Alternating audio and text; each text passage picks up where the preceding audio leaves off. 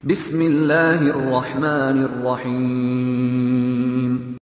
Apalagi gitu istana mati karena dibuntak istrinya.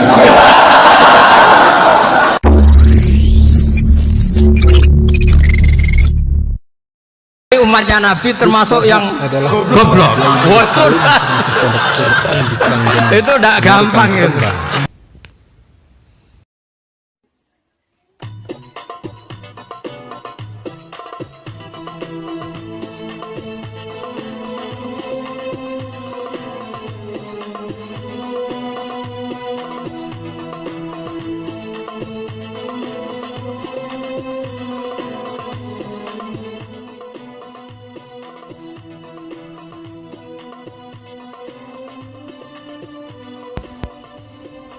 Kiai Nur Salim adalah murid dari Kiai Arwani Kudus dan Kiai Abdullah Salam Kajen Pati.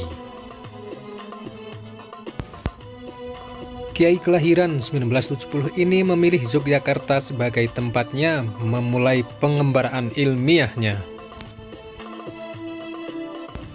Tahun 2003 ia menyewa rumah di Yogyakarta. Kepindahannya ini diikuti oleh sejumlah santri yang ingin terus belajar bersamanya. Baha kecil memulai hafalan Al-Quran diasuh ayahnya sendiri, Kiai Nur Salim, beserta kiroahnya dengan lisensi yang kuat. Semenjak kecil hingga beliau mengasuh pesantren warisan ayahnya, beliau hanya mengenyam pendidikan dari 2 pesantren. Beliau memilih untuk tetap di Indonesia berkhidmat kepada alma maternya yakni PP Al-Anwar dan pesantren.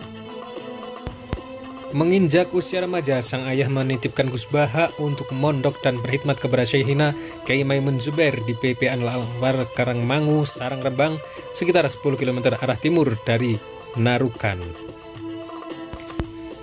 Di Al-Anwar inilah beliau terlihat sangat menonjol dalam fan-fan ilmu syariat seperti fikih, hadis, dan tafsir. Hal ini terbukti dari beberapa amanat prestisius keilmiahan yang diemban oleh beliau selama mondok di Al-Anwar, seperti Rais Fathul Mu'in dan Ketua Ma'arif di jajaran pengurus pesantren Al-Anwar itu sendiri. Selain menghatamkan hafalan kitab Fathul Mu'in dan kitab-kitab gramatika Arab seperti Imeriti dan Alfiyah Ibnu Malik, di PP Al-Anwar ini pula beliau menghatamkan hafalan Sahih Muslim lengkap dengan matan, rawi, dan sanadnya. Bahkan tiap-tiap musyawarah yang akan beliau ikuti akan serta-merta ditolak oleh kawan-kawannya, sebab beliau dianggap bukan level santri pada umumnya karena kedalaman ilmu, wawasan, dan banyaknya hafalan. Pernah suatu ketika ayahnya menawarkan kepada beliau untuk mondok di Rusaifah atau Yaman.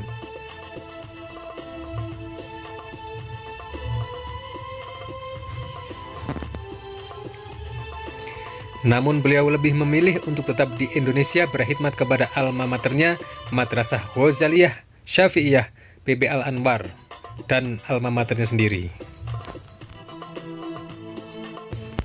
Setelah menyelesaikan pengembaraan ilmiah di Sarang, beliau menikah dengan seorang ning pilihan pamannya dari keluarga Pondok Pesantren Sidogiri, Pasuruan, Jawa Timur.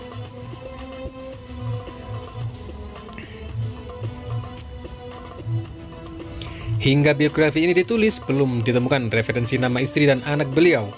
Bagi yang mengetahui, silahkan tulis pada kolom komentar untuk menambah referensi.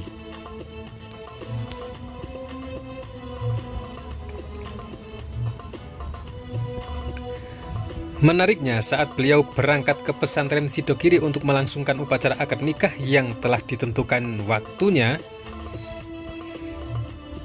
beliau berangkat sendiri ke Pasuruan dengan menumpang bus reguler alias bus biasa kelas ekonomi. Kesederhanaan beliau bukan sebuah kebetulan, namun merupakan hasil didikan ayahnya semenjak kecil.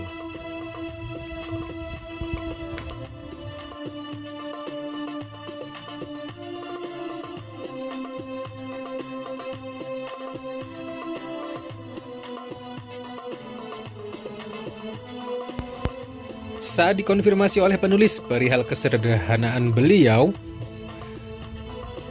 Beliau menyatakan bahwa hal tersebut merupakan karakter keluarga Quran yang dipegang erat sejak zaman leluhurnya.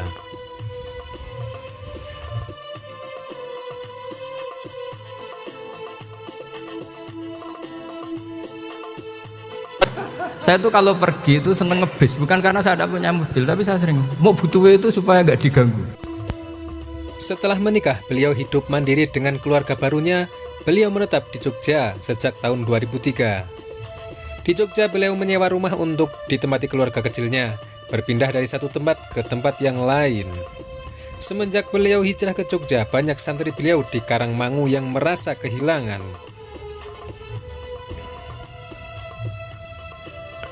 Hingga pada akhirnya mereka menyusul beliau ke Jogja dan urunan atau patungan untuk menyewa rumah di dekat rumah Gus Baha. Tiada tujuan lain selain untuk tetap bisa mengaji kepada beliau Gus Baha. Ada sekitar 5 atau 7 santri Mutahorijin Al-Anwar maupun MGS yang ikut beliau. Saat di Jogja inilah kemudian banyak masyarakat sekitar beliau yang akhirnya minta ikut ngaji kepada beliau. Tahun 2005, ayah beliau Kiai Nur Salim jatuh sakit. Beliau pulang sementara waktu untuk merawat ayah beliau bersama keempat saudaranya. Namun siapa sangka beberapa bulan kemudian Kiai Nur Salim wafat. Gus Baha tidak dapat lagi meneruskan perjuangan di Jogja sebab beliau diamanahi oleh sang ayah untuk melanjutkan kepengasuhan di LP3IA Narukan. Santri-santri beliau di Jogja meminta Gus Baha kembali mengajar di Jogja. Hingga pada gilirannya beliau bersedia, namun hanya 1 bulan sekali, dan itu berjalan hingga kini. Selain mengasuh pengajian, beliau juga mengabdikan dirinya di Lembaga Tafsir Al-Quran UII Yogyakarta. Di UII beliau adalah ketua tim Lajnah Mushaf UII. Timnya terdiri dari para profesor, doktor, dan ahli-ahli Al-Quran seperti Profesor Quraisy Shihab, Profesor Zaini Dahlan, Profesor Swahib, dan para Dewan Tafsir Nasional lainnya.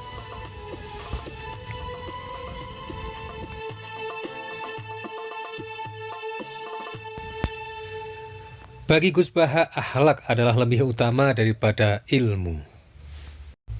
Suatu kali beliau ditawari gelar doktor honoris causa dari UII, namun beliau tidak berkenan. Dalam tafsir Al-Quran di Indonesia, beliau termasuk pendatang baru dan satu-satunya dari jajaran Dewan Tafsir Nasional yang berlatar belakang pendidikan non-formal, yakni pondok pesantren.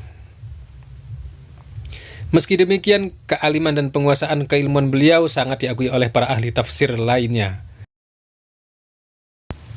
Hingga suatu kesempatan pernah diungkapkan oleh Profesor Quraisy Shihab bahwa kedudukan Gus Baha di Dewan Tafsir Nasional selain sebagai mushaf mufasir, juga sebagai mufasir faqih karena penguasaan beliau pada ayat-ayat Al-Hakam yang terkandung dalam Al-Quran.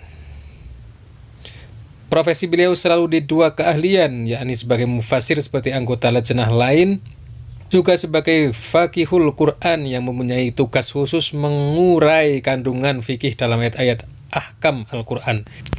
Karena kealimannya, Gus Baha juga saat ini menjadi Rois Suryah di PBNU.